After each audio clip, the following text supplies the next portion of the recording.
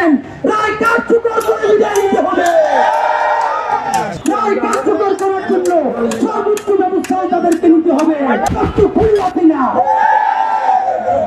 এবং আজকে আদালত হিসেবে বলেছে এই আওয়ামী লীগ ছাত্র যুবলীগ তারা গণহত্যায় অংশগ্রহণ করেছে।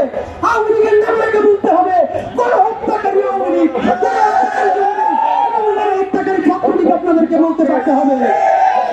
বন্ধুরা আপনাদের মাধ্যমে জানাতে চাই, বাংলাদেশ ভারতের সাথে বন্ধুত্ববদ্ধ চুক্তি আছে।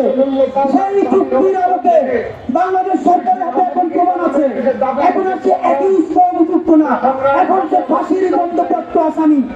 বাংলাদেশের নিয়মে যার বিরুদ্ধে রায় হয় 30 দিন সময় পান তিনি সুপ্রিম কোর্টে আবেদন করার জন্য। হাসিনা বলেছে তার বিরুদ্ধে অন্যায় হয়েছে, এখানে জাস্টিস হয় নাই। আমরা আবারও হাসিনাকে একটা অনুরোধ জানাই, আজকে থেকে 30 দিন শুরু হচ্ছে, আপনি বাংলাদেশে আইসা সুপ্রিম কোর্টে এটার বিরুদ্ধে আপিল করেন। কারণ গত 15 বছর ধরে শুধু আপনি না, বেগম জিয়া থেকে শুরু করে সাইদি সাহেব থেকে শুরু করে অগণিত রাজনৈতিক নেতৃবৃন্দকে ক্যাঙ্গারু চক্রে ফাঁসি দেওয়া হয়েছে, অনেকের জীবন ধ্বংস করা হয়েছে। কেউ দেশ চাইলে পালাইয়া চায় না, এই আদালতেই তারা কিন্তু মোকাবিলা করেছে। সুতরাং আপনি যেহেতু মনে করেন সুপ্রিম কোর্টে এসে এখন করেন, আমরা আপনাকে সেটা দেখতে চাই।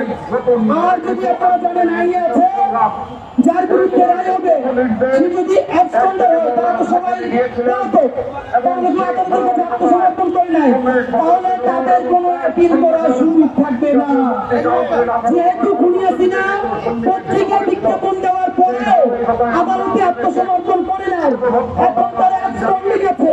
সুতরাং আগামী 30 দিন অথবা প্রফেসর সরকার মনে করে আমি রায় দিয়ে গেছি এবং ক্ষমতায় বিএনপি আসুক, জামাতে ইসলাম আসুক, তারা এই রায় কার্যকর করুক না করুক, এইটা হবে না।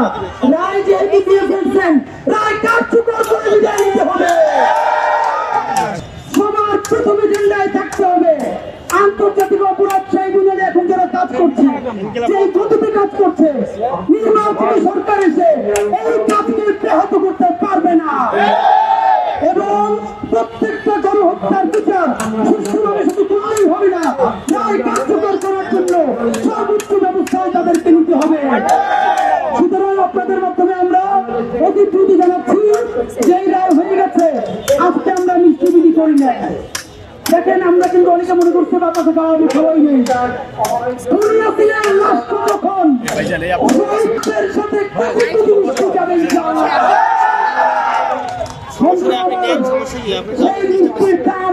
সাথে আমাদেরকে পাঠাবে যদি বাংলাদেশের সাথে নতুন সম্পর্ক সে করতে চায়।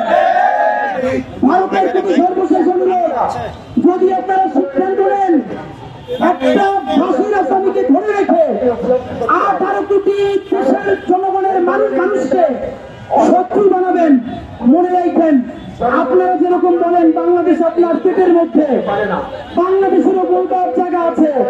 বাংলাদেশ যদি বিচ্যুত হয়ে ওঠে ভারত নিরাপদ থাকবে না।